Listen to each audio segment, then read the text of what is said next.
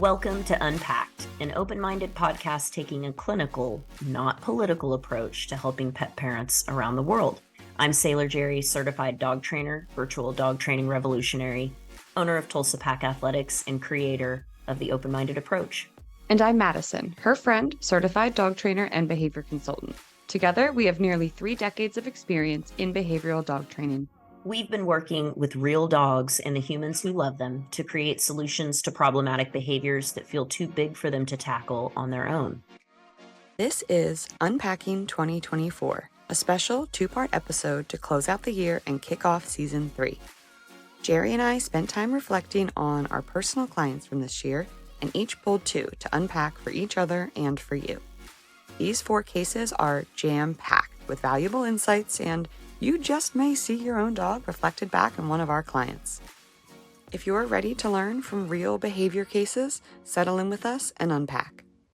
Well, the other case that I brought certainly had need for some different coping skills for her stress.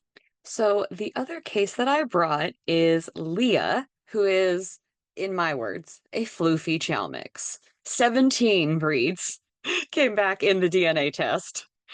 And I got me a floofy chow mix. 17? 17 breeds. Oh, and that's she precious. wait till I send you a picture. She's real cute. And Oh, Remy's my I love little floofy chow. indiscriminate fluff butts. Right? It's totally my type.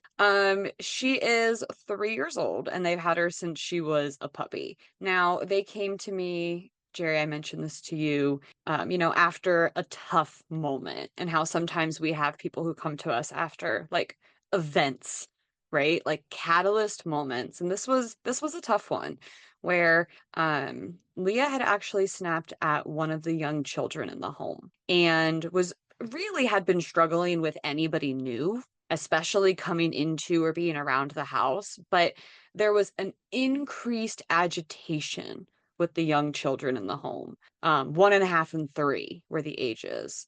So that looked like growling and snapping, which is very scary, right? That can be a really, my I mean, I'm gosh. not a mother, but that's, I imagine, like absolutely terrifying. And Yeah. this is really important because I don't want that to be a moment with no hope, because it can be a scary moment, but it doesn't have to be a hopeless moment. And it doesn't mean that there isn't a potential solution there. So Leah was described by Jamie as kind of a tough puppy, which, like, man, I've met a few sassy chows, and yeah, they have very big personalities, and they are not, there's a certain personality type to the chow and the chow-like dogs where they're a little bit harder to motivate, maybe a little bit harder to get to engage, a little bit more interested in things going on around you. Oh, and she struggled a lot with the groomer and at the vet. Anything related to body handling for the I floof? bet she did. Yeah. That is a real Oh, struggle I'm for just her. laughing at all the chow-like tendencies, even though she's 17 different breeds. It's funny. But but the chow is ringing true.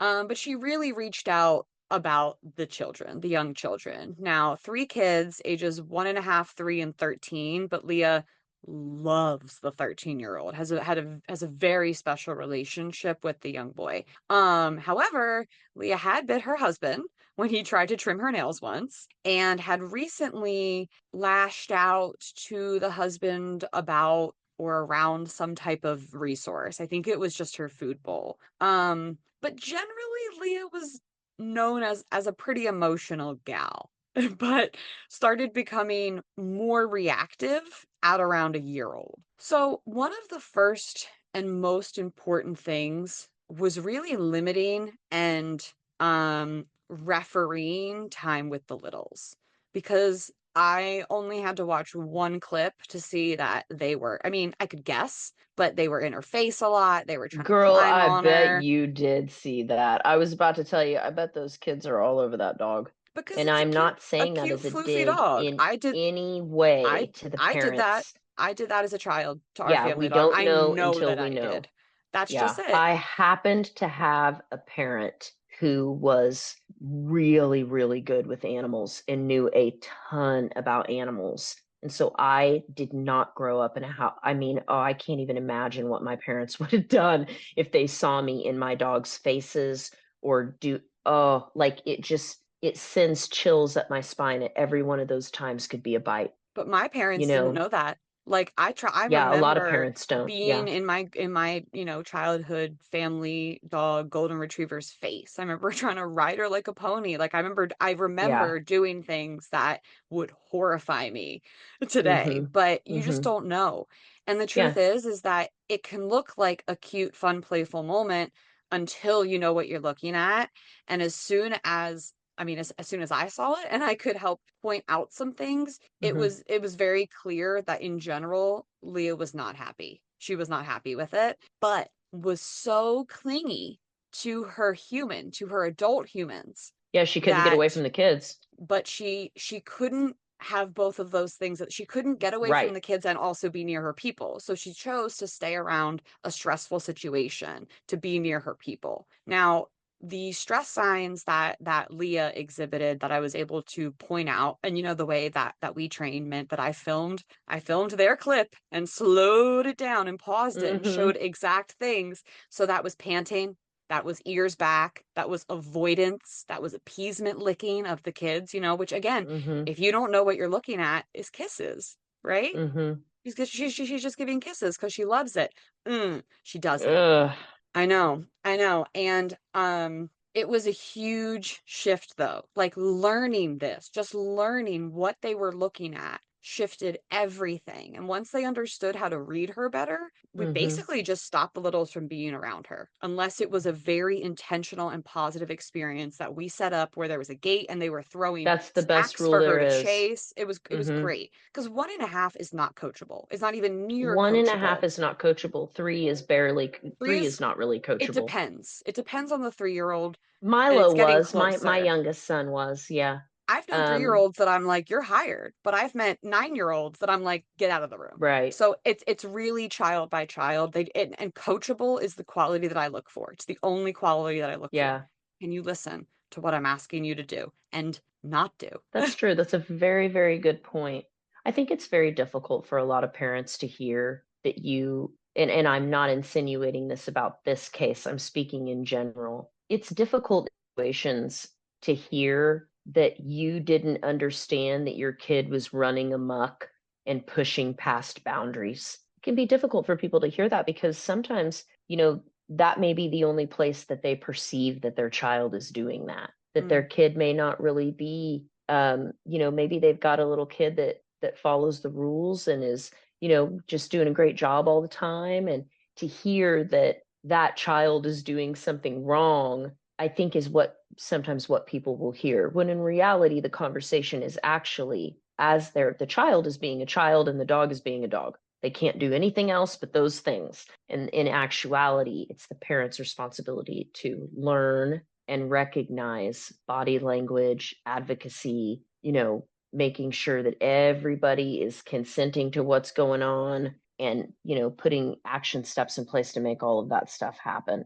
I think yeah. that's deep down, I think that's what becomes difficult for people in cases like this. Yeah, but we allowed there to be really specific and intentional positive experiences and just had a lot of management in place at other times. And then we made her, and this is going to be, I guess, my through line of my 2 cases I brought today. Then we made her a safe space, which they kind of already had. So we were able to just sort of, and it was a great little, like, I think it was from, like, it used to be the baby's spot, right? So it was like this nice little quarantined section. And so what we did was we just practiced sending her there and going there with her over and over and over and over. And then anytime that we saw those early signs of stress, right? We saw the lip licking, we saw the panting, we saw the ears go back. We would just go with her to her spot and just go with her and reinforce her being there instead. And we would leave with her and just show her, okay, we're going to go over here. And we made sure that the littles stayed in the other,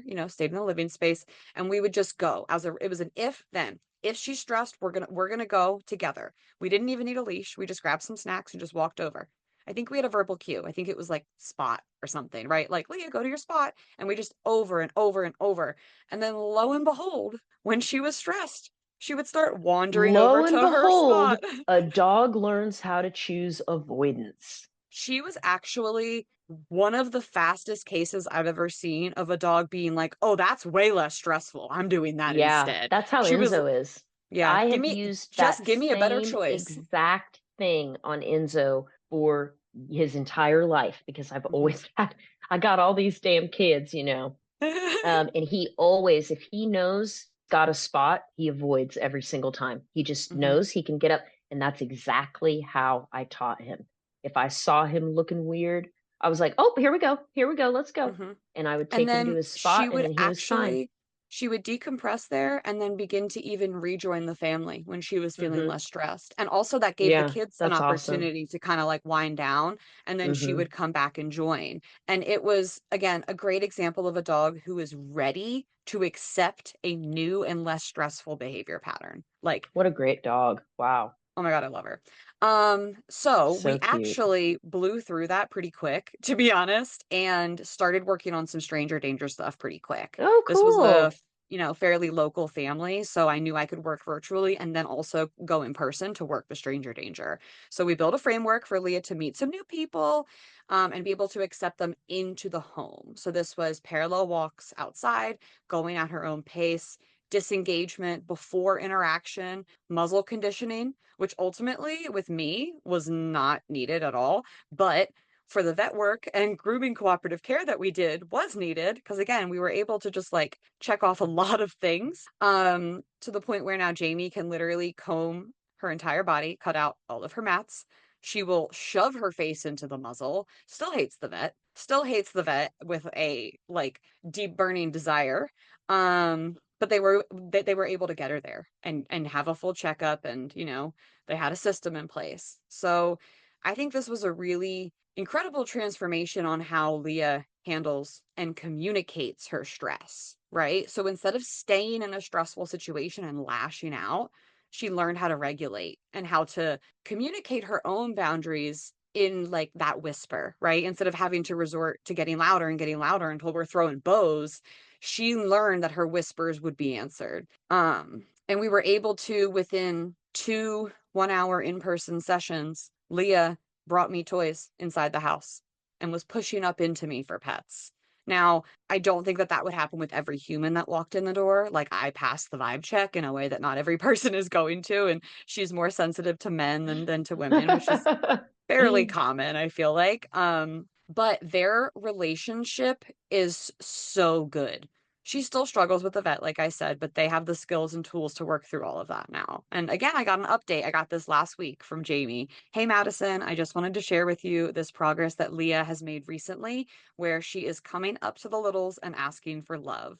We make sure to keep a close eye on everything to see if it's too much, but she's really starting to gain more confidence around them, and she just gets up and leaves when she's had enough. I'm so proud of her. Well, that's got to feel pretty good. It feels very good. And this was, like I said, those initial client calls when you're coming off of a catalyst moment where there's a high risk situation with young children, like that's scary and that's emotional. And Hmm. people feel literally hopeless. Like, this is it for me and my dog. And don't get me wrong, sometimes the answer is that that dog needs to not be in a home with young children, but that is not where we have to jump. There is solution if you're willing to work and get to know your dog in a new way.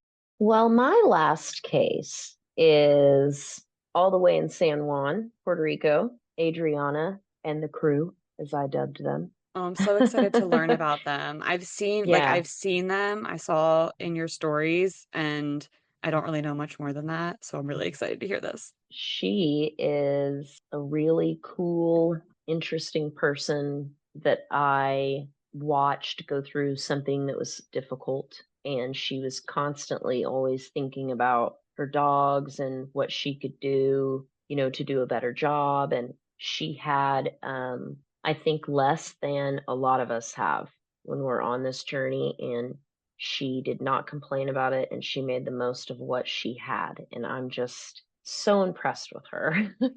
So impressed with her. So Adriana has 5 dogs. A lot of dogs. 5 of those That's little four more than muffins. either of us has. That's right. So Paco is the biggest, and he would be like a medium-sized dog. So like a small heeler-sized dog. There is Pancha, who is slightly smaller. There is Pirilulo, which is Lulo, and he's like min pin size, big min pin size, maybe Jack Russell size. And then there's Bebe, who's even smaller. And then our three-legged wonder, Baby. Chuchi Frito, Tutti fritto.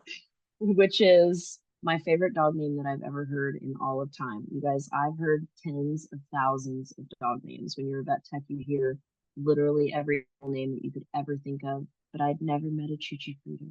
And I thought, that's great. She did a really good job. So she came pretty stressed out because of the situation that was going on in her life, which I'm not going to go into detail about here because it isn't really relevant. But I will say that many people are going through changing an environment or moving from one place to another. So this would fall into that category. She knew that she was going to be moving to a new place, and she felt like she had a system. She had a management system for these 5 dogs. They stayed outside on a patio during the day, and then she would come and feed them at different times of the day, spend time with them, that kind of thing. But she couldn't really, it was chaotic, and she couldn't, it was just they were jumping everywhere all the time and barking and, kind of just what you would think of when you think of 5 little dogs all vying for attention and resource. And sometimes they would fight, because they'd be resource guarding, and one of them would be fighting over a toy, and, just nothing extreme, but definitely hard to function. And she wanted to do more with them. So she came to me for some help, and I noticed pretty quickly that all we were dealing with was a person that didn't understand how to manage a large number of dogs. The dogs really had very minimal actual behavioral problems that were stemming from anything other than being with a bunch of dogs and not having the right management system. So that was cool because we got to go maybe a little bit faster than a dog who was, having some underlying emotional problems and then that were, having behavioral problems on the surface. Yeah. So the first thing we did was we got a really great, peaceful management system. So when she would go and open the back door, the dogs would run in and go everywhere. So before she went out there, she was getting their stuff ready. And that's fine and that's great. And it's important to be prepared.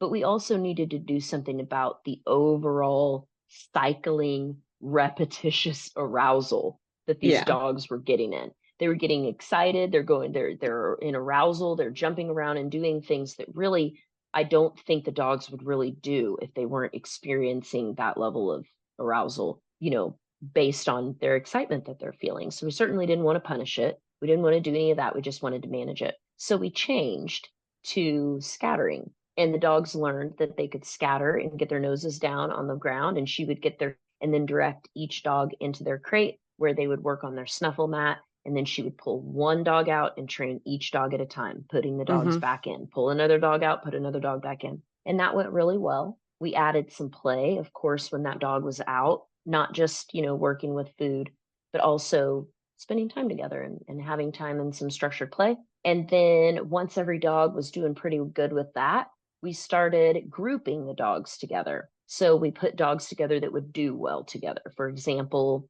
Pancha doesn't really like to play as much. I think she needs that built a little bit in her. And so she would go with the dog that was maybe not so over the top because she really just didn't care for that energy when she was out trying to visit with Adriana. Paco got to be by himself when he played because he's very energetic. He needs all of her attention. He also got to be by himself when she would take the dogs on what we would call mini walks. So we were starting to work with the dogs on the leash so she could get them out, and not just individually, but can we do 2 at a time? Can we even do 2 at a time? But Paco always got to be by himself. So that was perfect because there were 5 dogs.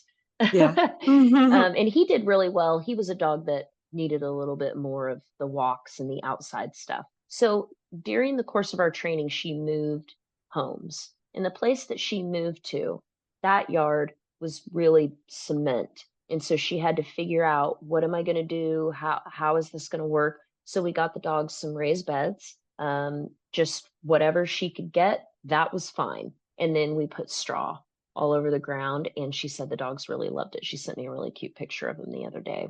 But mostly the things that we worked on were really just basic things like consistently managing their arousal when they're together as a group, making sure that each dog has individual attention and an individual training plan, making sure that she feels confident enough to walk, 2 dogs together or handle 2 dogs at the same time, because there's only so much time in the day. And she is, an adult that has to work like the rest of us. And we also worked on, I know, bummer. We also worked on the new place that she went to. The new place she moved into is a friend of hers, and that friend has been really, really helpful in making sure that she's consistent with some of the things that Adriana's working on. I think because she sees a lot of the benefit. If we go and scatter to the dogs, they're not going to bark at the cats that are walking across the rooftops that they haven't had the opportunity to see in their lives before. So that those were some of the things that she could pick up on easily. And Adriana wasn't there. She actually sent me a message. She sent me a lot of really cool messages, but this one was at the end of our training. She said, "Jerri, thank you so much. I know I paid for us to work together, but I haven't felt like this experience was transactional. This has been a wonderful experience, and I have felt mindfully guided this whole time. You've been compassionate and empathetic and supportive, and this has felt like more than just dog training, which has made me better and stronger and more confident while teaching and handling my friends with 4 legs. I really appreciate you and what you do." My friends with 4 legs. I know. It's just so it's one thing to see dogs, dog parents implement something and then their dog gets it. That within itself is fantastic, right? We see it and we're like, "Oh my God, you're doing." But then when you hear their reflections about "Oh, so I just didn't know. I just didn't know. And now I know, and I'm trying really hard. And thank you for making this more than just put dog on leash, bleep, blorp, blop, robot." I mean, it's more than that. Animal husbandry is one of the most beautiful things I think in life. In life is learning how to care for and respect the animals that are here, not as we would have them to be, but as they are. And really thinking about what makes them successful in our homes and in society, because they're really special. And a lot of people love their dogs, but they don't even know some of this stuff, and it could go to a whole nother place of respect and reverence and admiration if they just had access to some of this information. Yeah. Well, that's what we're here trying to do, right? That's what we're doing. Yeah, that was a really fun case for me. It was also really nice to have another client once again introduce me to where they live and their culture and help me learn things that I can take, from that case onto the next. Unpacked was created by Jerri Scherff and Mattison Skoog-Simpson, edited and produced by Josh Wasta under the supervision of Straight Up Dog Talk LLC and Emily Breslin. If you are enjoying this podcast, follow or subscribe to be sure you don't miss an episode, and leave us a review on your favorite podcast platform. Looking for more honest and relatable dog content? Check out our sister podcast, Straight Up Dog Talk. See you next time.